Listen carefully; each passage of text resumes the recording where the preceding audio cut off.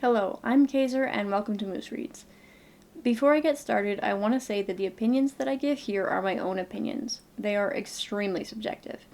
If I dislike a book, it is not a reflection on the author and it is not a reflection on people who do like it. Different people have different tastes, and that's okay.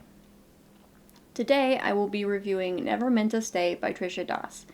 This is a contemporary romance/family drama. The description says, Home has always been a temporary arrangement for Samara Mansingh, a wayfaring wedding photographer and the daughter of a diplomat.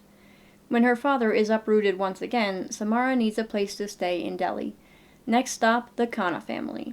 Samara's memories of the Khannas are vague at best, but she doesn't remember their home feeling so much like a war zone.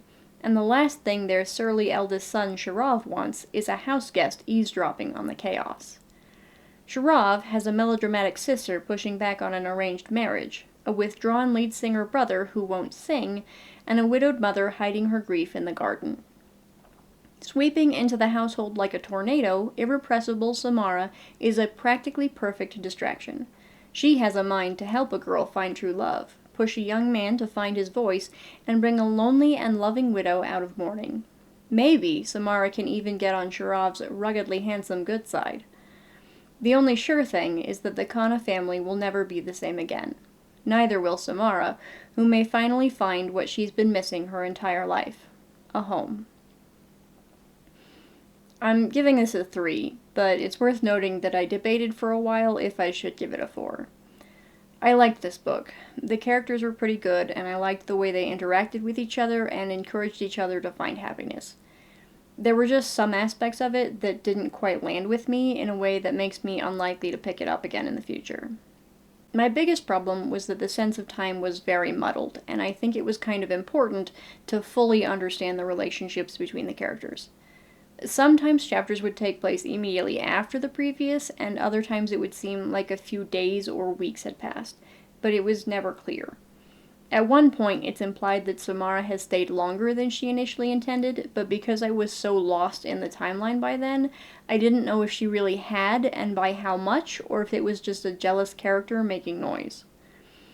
The other problem I had with it, I'm fairly certain, had to do with my complete lack of familiarity with Indian culture.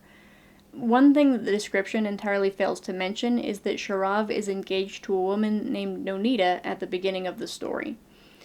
It's one of those scenarios where the fiancé is awful, so you don't feel too bad that she's certain to be dumped, but it was also the most off-putting part of the book for me. I don't necessarily mind romance plots where one of the protagonists is in a relationship to start with, when it's made clear that the partner is awful.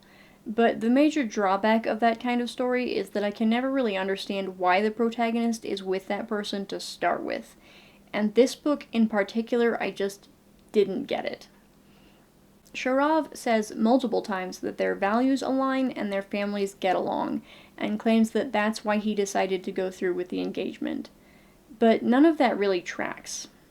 Possibly part of the problem is that we don't get to see much of Sharav before he starts falling for Samara, so the values he claims to have held before meeting her are already slipping. We also barely see Nonita spend time with his family, and when we do, it's clear that his mother is the only person who doesn't hate her.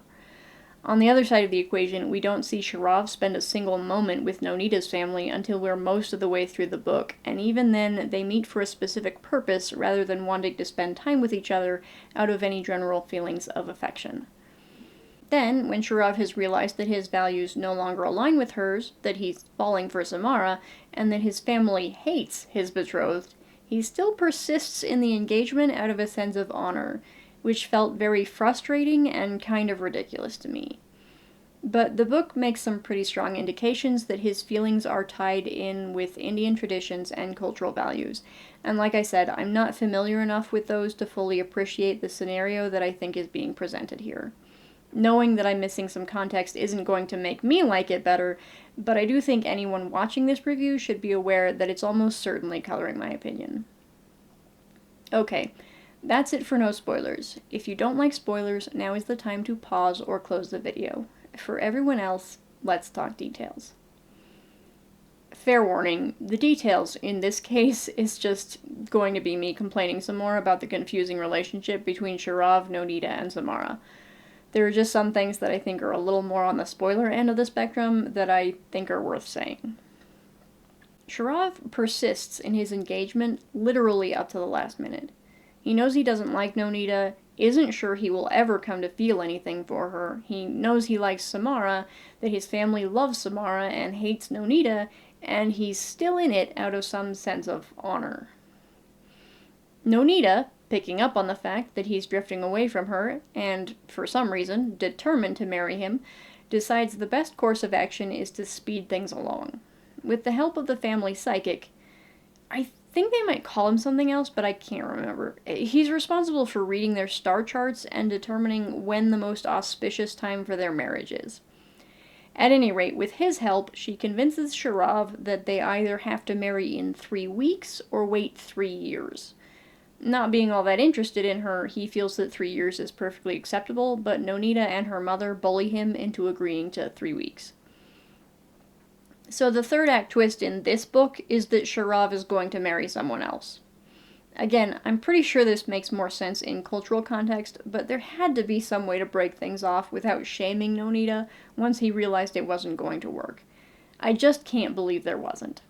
I especially can't believe it because when he realizes at their wedding that he loves Samara and can't marry Nonita, she and her mother very quickly and smoothly foist any and all shame on him by declaring him infertile and, by extension, a dreadful, unmarriageable cad.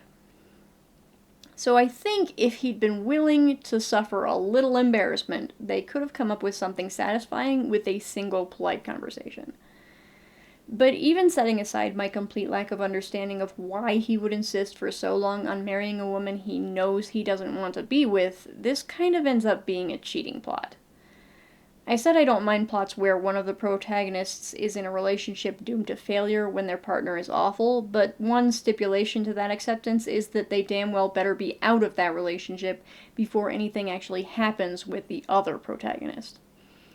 Sharav has a near miss with Samara about halfway through this book, which would have been fine. But he can't really extricate himself from her afterward, and while he does avoid her a bit, he eventually goes right back to flirting with her. Which means that, inevitably, he ends up making out with her.